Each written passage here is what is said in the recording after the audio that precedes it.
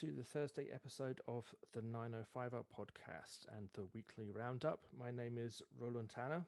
I am Joel McLeod. And this week we're talking about the chicken kind of backboneless coward of a premier who went to war with the teachers last week. He said he didn't go to war with teachers. He went to work with education workers, with CUPE.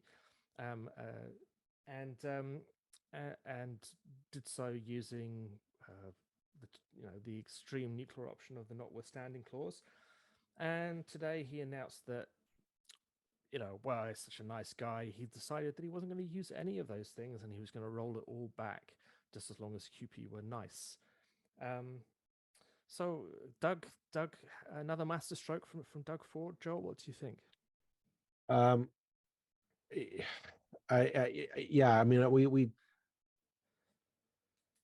It stuns me at how inept this Tory government ultimately is. I suspect somewhere in their haste to do a deal, they don't want to. They hate unions to their core. I know that there's a number of unions, private sector unions, that endorse them.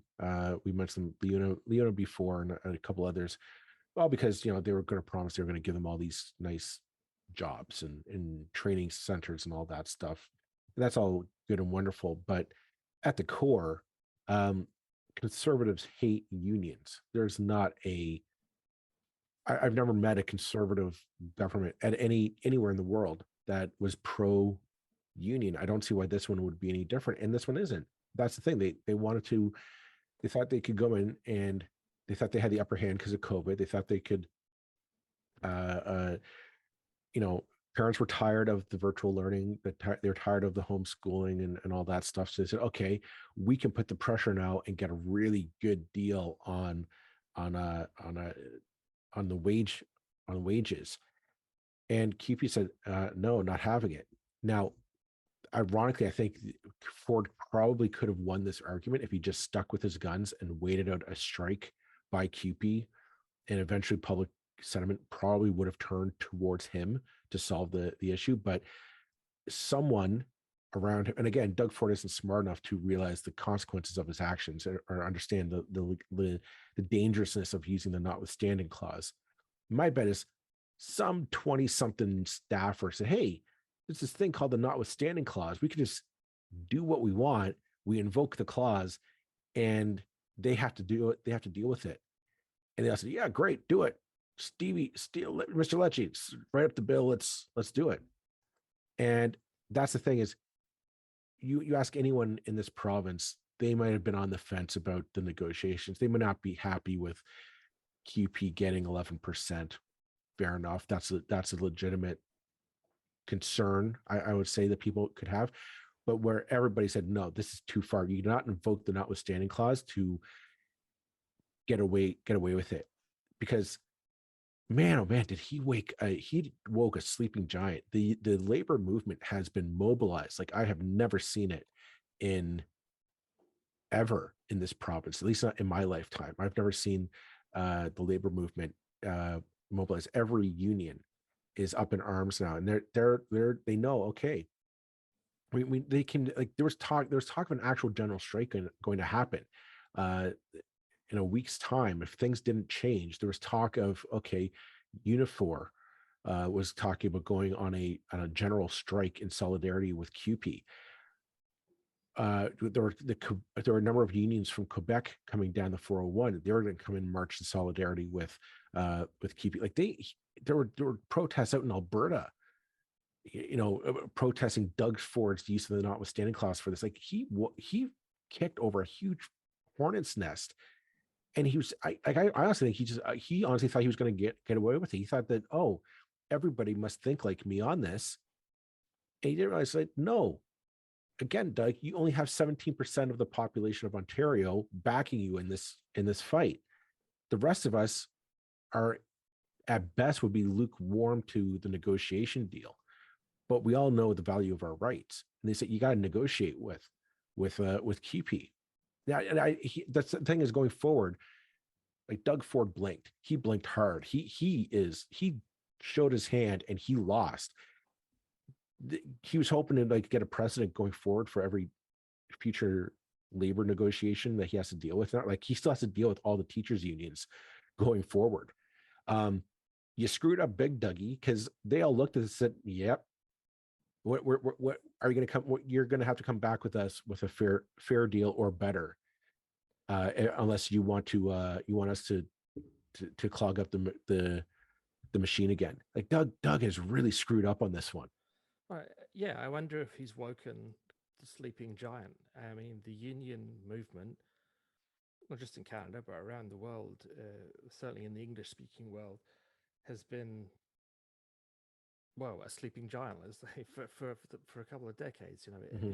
It rarely really flexes its muscles, and when it has done, we've seen back to work legislation from multiple governments, which again I don't think is right. I don't think it should have been used by any government. And then now to sort of go even further than that, I mean, but as far as the PCs were concerned, this they had precedent that they could get away with this kind of stuff. I was like, I mean, Rob Ford, my God, Doug Ford likes to talk a tough game. He's always talking a tough game. He is not tough in the least when push No. comes to shove. He backs down faster than anything. We saw it with the issue of amalgamation. We saw it when he got booed at that event in Toronto back in Oh, I remember that. 2019. Yeah. I mean, it was like, he does not like being unpopular. He has no backbone. Mm-hmm. He has no, you know, the person who got me into politics in my youth was Margaret Thatcher in Britain. And she got me into it because I despised everything she stood for. So I'm not going to sit here and praise her now, but I will say that she she she was there for the long run. She destroyed the miners' unions in Britain. She destroyed all the unions really. She made them too scared to strike because they were scared they might lose. Um, and Doug's done exactly the opposite, where it's like, oh yeah, if we all make enough of a noise, we're going to scare this little bunny rabbit back into his burrow. So yeah, I mean, and much more importantly, and we're going to come on to this later in the episode, there's a whole lot of other things happening in the province that are really, really important in the last few days. I mean, this is the core of this parliament, if you like, of this government, is everything that's happened between Friday and as we're recording this on Monday.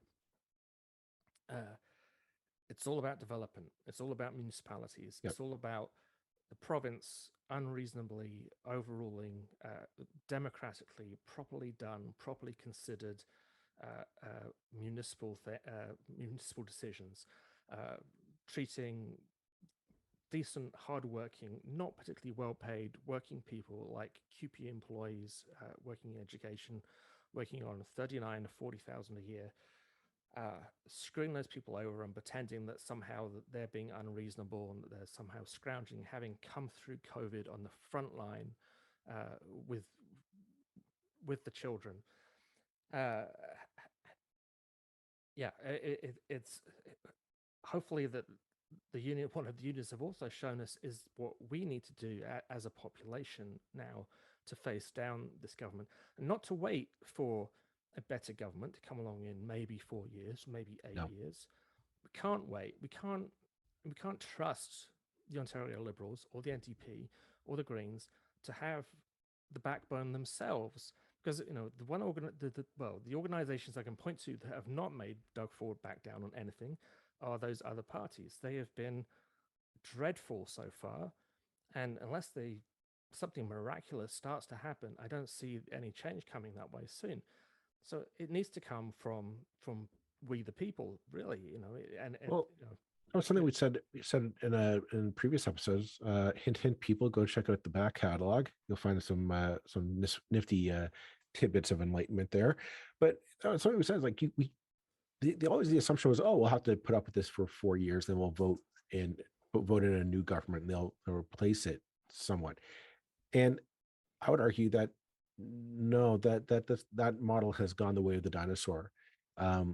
It's people will take actions to their own hand, and they'll do it, in a peaceful, democratic way. Like technically what CUPE did, I guess, technically was illegal. Like by striking against the notwithstanding clause, it was illegal.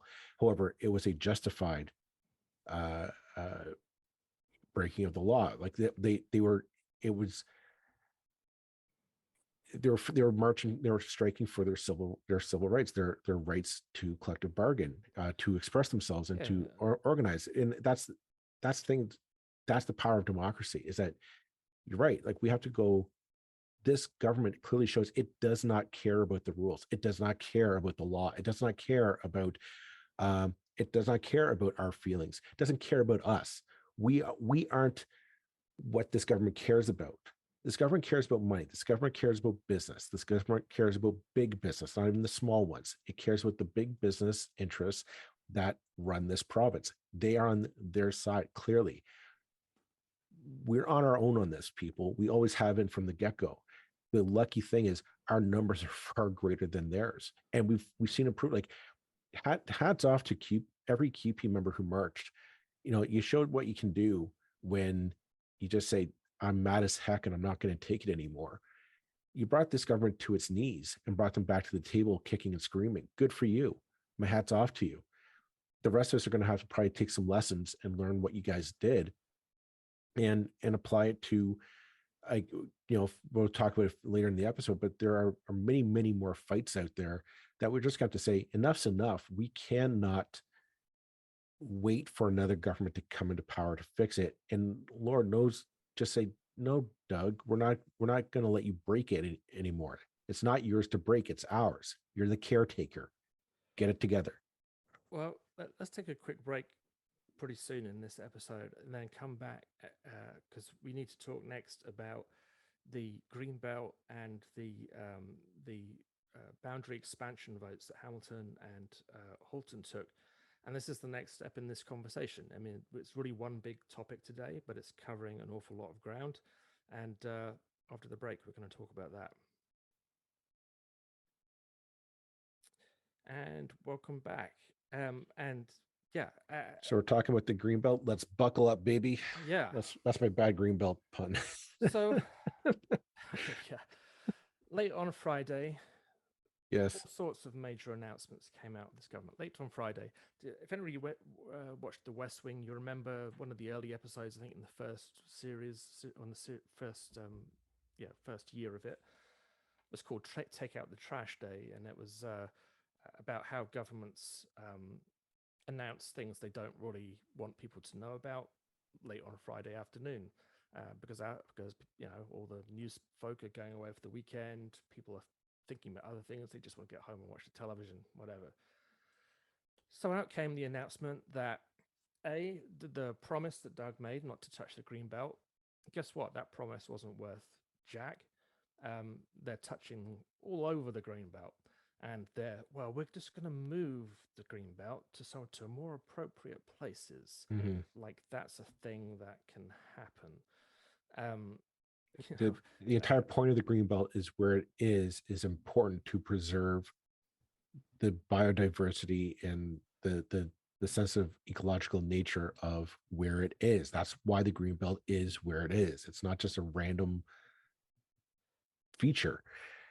And part and parcel of that same process was the announcement, as predicted by us, as predicted by others, but certainly, no surprise whatsoever. It didn't stop it feeling like an absolute kick in the stomach when you read it, that the democratic, properly done decisions of Hamilton Council and also of Halton Regional Council, representing the best part of 1 million voters or more. I don't know, I can't work out the sums. Were just being thrown in the garbage as well, and that the promise is like, no, we don't give a shit. All your planning doesn't count for anything. Well, you're going to build on your white belt, come hell or high water. But I think it's something, just to recap to listeners who might not be familiar. But this is a great story. Is that so? Hamilton was debating. It was an honest to God debate, a fair debate on whether or not to expand their urban boundary. There were counselors on both sides of the argument, and it was a lively debate. Now, here's where it gets interesting: is a grassroots organization of everyday citizens, small businesses all get together and they start putting their energy, their resources, and their energies into making their opinions known. And they say, this matters to us. This our vote will matter on this, what you decide to do on this topic. And here's the great thing: city council listened. They listened and they said, okay, well, let's hear your arguments. They listened to it and they took it to heart. And you know what? City council listened to the people. This is everything about this decision by Hamilton City Council. I know the previous council, we took them to task on a number of things. This was one thing that they did right. They listened to the people, and the people made an articulated, educated argument on why they did not want that boundary moved. City council listened to it and they voted to keep the boundary where it was. They did not expand it. It was a democratic process through and through, start to finish. It was what you want to see: a vigorous debate, both sides putting forward arguments. And in the end, city council listened to the people, the will of the people. And they said, let's not move. The objective was, we're going to infill all those old buildings that need to be renovated, that need to be redone in downtown Hamilton. Redo those first. Get people living there first. Revitalize the downtown first. Then we can look at expanding into the white belt. And just let's be clear about something. That decision was completely in line, completely consistent with everything that the province has been asking municipalities to do for the last almost 20 years. We're getting very close to 20 years now since the Places to Grow Act. So basically, for that whole time, all parties, all governments, whether Liberal or PC, have said we need intensification. We need to focus on our downtowns. We need to not just keep on sprawling. We need intensification. Everybody said that. I can point to miles and miles of text that came out of this government after 2018 saying exactly that same thing. I can point to a million miles of documents written by developers, very well-known developers in this province, saying exactly the same thing. It's like, well, we need to build downtown because you don't want us building out on the Greenbelt and the White Belt, do you? So, let's make sure you just give us an easy ride in the downtowns. All fair arguments. And now all of a sudden it's like, nah, you know what? Yeah, we do want them to build downtown, and we want them to be able to build anything they want downtown, by the way, and basically have no limits on it. And also, we're going to build and sprawl and keep on the terrible, dreadful, disastrous, counterproductive development we've done in this province for the last 50 years, so that we can keep on ruining it, so we can keep on making it one big sprawling nightmare of a 905 region. And we have to fucking stop them. I know this isn't a very journalistic turn of phrase, but every municipality declared a climate emergency 4 years ago. And I don't hold much of a light for those. I thought it was, they were, it's window dressing, but it and I've done a small amount of work with councils in the UK where they actually mean it when they talk about climate emergency, and you see the huge kind of weight that goes behind that decision when councils actually mean it when they talk about climate emergency and making changes. And the 905 council certainly did not mean it. Nevertheless, they made those declarations. The public have made it clear that they do not want boundary expansion, either in Hamilton or Halton, or I'd imagine most other areas of the 905. And that's democracy in action. And this nonsense about the province just treating municipalities with absolute contempt, of ignoring the votes, the democratic decisions of this level of government, it's got to stop. They've got to learn the damn lesson. They've got to learn the same damn lesson they just learned from the unions. Is that is that this is the way it's done for a reason. And Well, if municipalities are completely out of line with what the province is trying to do, sure, the province has ultimately some kind of a veto over municipalities. But that it's some kind of a veto ultimately, in the same way that the federal government ultimately has some kind of a veto over the provinces. It's very rarely used. we need to take into account though that this this violation, this breaking of his promise not to touch the Greenbelt is telling, because I mean, nobody in the public was taught. This was not a debate that was happening anywhere. This was something that, quite frankly, I think developers are pushing because it's open land to develop on. Again, the one thing that we've talked about again many times in this podcast is it's easier to just pave over a farmland, put up a new subdivision of McMansion homes that are inherently unaffordable. It's not affordable housing that we're building. It's just housing. And that's something like you want to sound like the argument that the government is putting forward is, well, we need to build here because that's going to bring housing prices down. No, it's not, because the housing that they're going to build there is not affordable housing. It's not cheap housing to build there. It's going to be those big sprawling McMansions that none of us can afford, that are just going to drive up housing prices. Because here's the thing, those developers, the reason why they want to build there is because it's cheaper for them to build there. Right now, housing costs are skyrocketing because of inflation. It's the profit margin is shorter and shorter. So what do you have to do? Well, I got to build a bigger and bigger home that can sell for 1.5 million, $2 million to make a profit margin on, and then dump the cost of the neighborhood off to the municipality. The profit margin on renovating a downtown loft apartment style complex isn't as great. They don't want to make as much money off of that, and that's what it comes down to. They're going to sell off this land. We're going to see big sprawling McMansions happening, and we're not going to see housing prices come down for the average Joe. It's just the economics aren't there.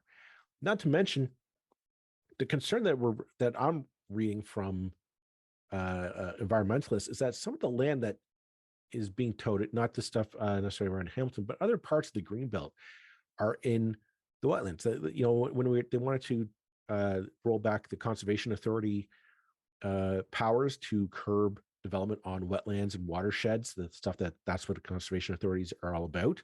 They're talking about, oh, let's just roll that back so people can build on these places. It's a bad spot. Literally, it's a bad spot. You're building homes on land that is not suitable to build homes on. And here's the thing, those developers, they'll just build the neighborhoods, sell the homes off, they wipe their hands, they walk off to the next. They're not liable for the 10, 20 years down the road, the water damage that might happen, the flooding that might occur due to poor water management. Well, yeah, I mean, and again, this has already happened in other places in the world, and I can speak to this one with almost direct experience. That after the Second World War, Britain is not a big, we can fit Britain into Ontario a couple of times over, 3 or 4 times, I can't remember how many times. Not a lot of space. So after the war, the development industry were like, hey, we've got all these floodplains, which they're nice and flat. They're great for building on. I mean, let's build loads of houses on floodplains. And so they did. And the funny thing about floodplains is they flood. Mm-hmm. And in the 80s and 90s, there were suddenly large estates of houses that were so flooded so frequently that they became uninsurable and unsellable. Where people were losing their shirts on houses that they couldn't sell. I had a friend who had a house that was flooded so often it was just it was a basement condo basically. Yeah, and it's like you're put in. Basically, you're on the hook for somebody else's terrible decision. The other people who are on the hook for it, well, the taxpayer, because the municipalities have to step in when no one else steps in. The fact that Ford has been slashing left and right the development fees, who pays for it? We do. This is when Ford smashes development fees, he's not making it easier for developers. Well, he is making it easier for developers, but what he's doing is he's downloading their payments, what they should be paying, to us, the taxpayer. That money still has to be spent. It's coming out of yours and my pockets. It's voodoo economics at best. It's fraud at worst. I don't know. This we're at the point now with the environmental stuff in this province that and again, around the world, it has been shown that, well, we certainly see with Doug Ford that a relatively small amount of well organized resistance scares the guy to pieces.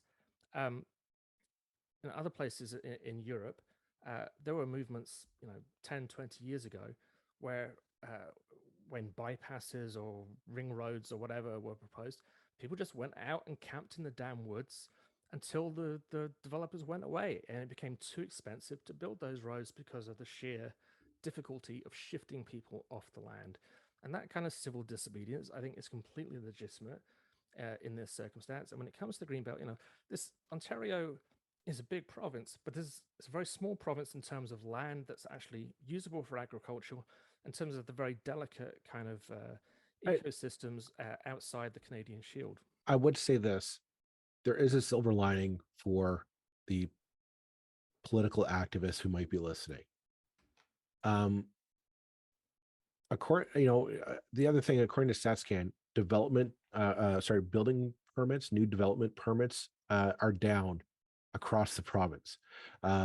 This isn't, despite all this talk of, oh, we're going to open this up to development and whatnot. Right now, developers not chomping at the bit to move in and plow it over just yet. They're waiting for pricing to come down so that they can start again ratcheting up those. They can increase the profit margin on building those homes. Again, that's part of that's problem why you can't. If you want to bring down housing prices, don't leave it to the private sector. It's not. They're not going to do it. They want a biggest enough profit margin as possible. It's not going to happen. So I mean, there's the time is might be on our side if we organize and if we mobilize with the intention of you make this an issue that you demand that the NDP or the Liberals turn back the clock on this policy starting on day one. That this is they reinstate the boundaries of the Greenbelt. They reinstate development charges, all this stuff. They put it back to the way it was. They fix the shop, so to speak. And you just clog up the mess until the next election. That's the strategy going forward. We've seen CUPE turn back Doug's mind on this within a weekend. I think it can be done. You're just gonna have to put a lot more power to them, because here's the thing: the CEOs of Mattamy and National and Green Park and all the major developers in this province, they're calling him saying, you got to push this through. Like we just need the policy there. We'll build eventually. And what we really need now to happen across the 905 and across Ontario is for, to a certain amount, groups that have traditionally not got along particularly well to start working together. There are community groups in places like Burlington where the kind of environmentalists didn't get on too well with the citizens who were concerned about development downtown, because the environmentalists were like, well, we don't want sprawl, so we want downtown building. And the people who didn't want downtown building were like, well, hey, but we have to live with this.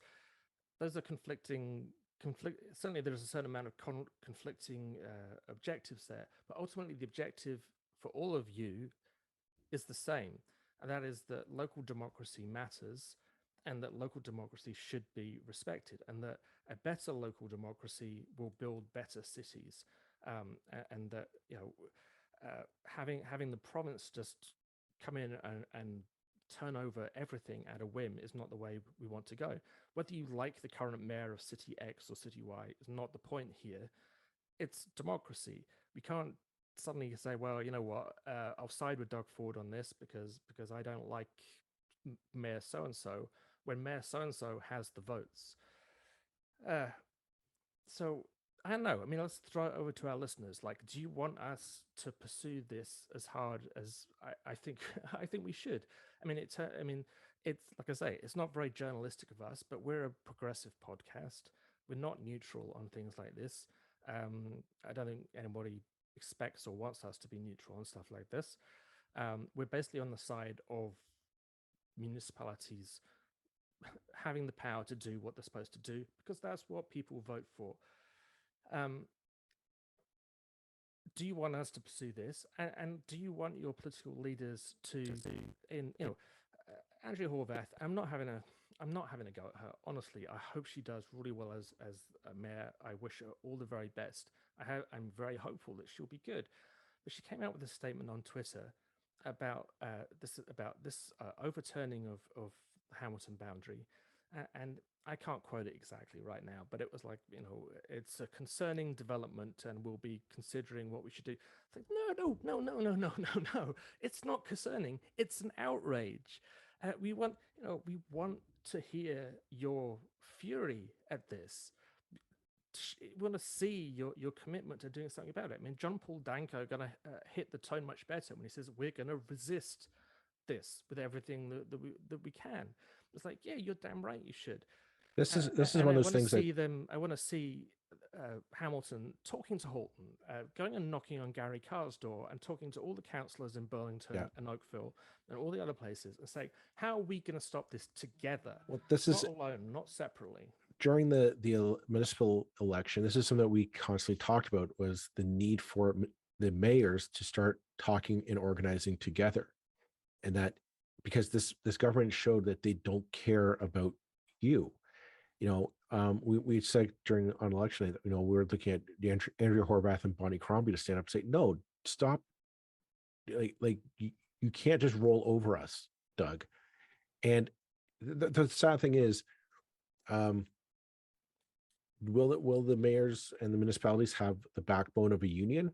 I doubt it. They're politicians. They will go whichever way that the wind blows, unfortunately. But that's what's needed. Is you need that kind of that union mentality of, no, we have either municipalities have the ability to start dictating the course of their own development.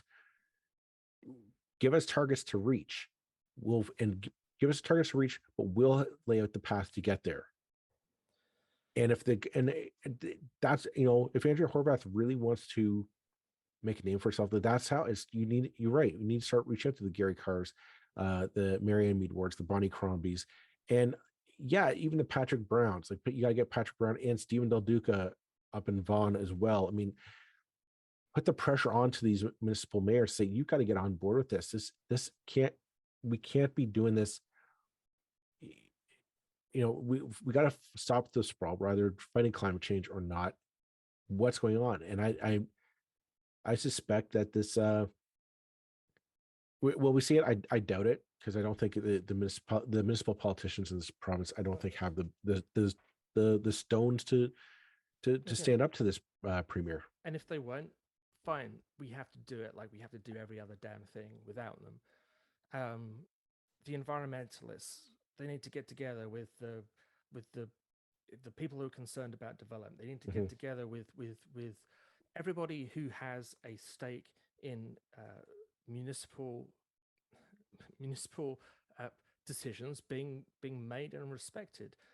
The artists and the musicians and the everybody who's involved in whatever way. I mean, again, the unions should be involved in this. They're big players at a municipal level, and clearly they've got clout. Leuna made a good statement last week. Let's hope that Leuna comes in from the cold. I mean, I don't have much of a hope, because they are basically a development company with a union stuck on the side. But anyway, let's hope that they actually show a bit of spine. And I suspect with the education, with the whole education piece, that this is not over by a long chalk. This is just one battle. And it's a good sign that Ford has continued his habit of choking at the first opportunity. Nevertheless, we can't assume that that's he's not. This isn't the end of it. The CUPE still don't have their deal. This isn't the end of it. Like this, we're going into. We might as well start getting into the second or the third story about Doug Ford, and that's the fact that he chickened out this week, or he got lucky that the court said no, he didn't have to appear in front of the Emergencies Act inquiry, despite the fact that the premier of the province where the main emergency was happening, like, maybe we want to hear from you, but Doug chickened out and didn't show up. Because that's what he is. He's a coward. He doesn't want to show up for accountability, and he wants to get his way, but he's not going to get it. Um, it- but this is like Doug Ford's been just destroying everything he touches. He ultimately just destroys. Like we seem to have forgotten the healthcare system is collapsing. Right? We haven't fixed that. That crisis is still happening. It's still ongoing. We still have people waiting for hours for basic care in our ERs. We have nurses and doctor shortages still happening, and no plan to fix it. This crisis is still continuing. Uh, he's willing to literally plow over all of our green space to fix it. And you know what? There are serious questions about what was his involvement with the possible truck convoy snafu up in Ottawa. What possibly does he have to hide? Why? I mean, we know that the excuse of parliamentary privilege is garbage. As you mentioned, I mean, the prime minister could use the same excuse. He's not doing that. Uh, the it's just is absolutely an excuse. It's a technicality. He's got away with it because it is right. The law cannot interfere with the sitting of a legislature. However, the legislature isn't actually sitting on those days. Doug will probably be snowmobiling or whatever it is he usually spends his time doing. The Yeah, it's an excuse. So what has he got to hide? Well, we know that his behavior during that whole crisis was appalling. I mean, just taking the facts that are already on the public record, he was at the best a complete absentee landlord, so to speak, in terms of getting the OPP to play any kind of useful role. Um, uh, so why is he not speaking? Well, because he's got something to hide. We have to assume. I mean, it's a reasonable conclusion to make, I think, unless we're giving evidence to the contrary. Um, this government just has no shame, and they should be held accountable for it. But I mean, it's the again, we're in this void of political leadership from the opposition, where they're not showing up for work really, and don't have leaders. I mean, sure, a bunch of NDP has kind of waved and shouted and got themselves thrown out of the legislature. And Whoop de so it's doo. everything you need to know about the legislature. They're getting thrown out is the most useful thing you can ever do. It really is a court of registration. The Ontario legislature doesn't have any effect on legislation. You can pass a law that just completely overturns the Charter of Rights and Freedoms, go through on an afternoon, on a Friday afternoon, with no ability from the opposition to do anything about it. It's ridiculous. What struck me about all that was the fact that the NDP were still going for these juvenile tactics. Like, oh, I'm gonna get thrown. Like, who care? You got thrown out of the only place that mattered. Yeah, I know your vote doesn't matter, but you go on the record, you show up, and it is what it is. The fact is, the simple matter is, there was no leader. There's no political leader for that crisis that appeared. Um, it's a travesty that both the Liberals and the NDP have nobody to lead them through to make hay of this travesty of a premier that we have. And ultimately, yes, broken record time. It's up to all of us. We're it. And you know what? That's great, because then we can, like, it's not a matter of the Liberals or the NDP coming to us, the people, and saying, "Oh, hey, now you have to vote for me." It's just saying, "No, we'll grind the whole thing to a halt." I mean, that's what. And if you live in Burlington or Hamilton or Halton, I should say, not Burlington. If you live in those ridings today, uh, you know, make sure your MPPs, your Conservative MPPs, know how you feel about this, how you feel about having the decisions of your councils just trampled on in this way. If your MPP is Natalie Pierre, and some of you may have that MPP, you probably wouldn't be able to find her if you passed her on the street. But anyway, what can we do? Or Effie Triantafilopoulos or Sam Oosterhoff, or these people who take pride in wrecking the things that the people who elected them take pride in, um, uh, they should be put on damn well notice that people are coming from them this time. This isn't tolerable. They have gone way too far. They've stepped over every boundary of what is decent and what is normal in political practice. I'm sick to damn death of it. This isn't the way that government is supposed to work. It's broken. We've been saying it's broken and it's been building for a long time, but now we have a government that isn't even willing to pretend to play by the rules anymore. To respect the different levels of government, that just has no respect for anything. And we should show them the exact same amount of respect that they show us. You know what? I'm going to say let's leave it at that for this week's roundup. Thanks very much, everyone, for listening. If you're a member of CUPE and you are listening to this episode, hats off to you, you and your comrades, your fellow strikers. Good job. Take care, everyone, and we're going to get through it. Bye-bye.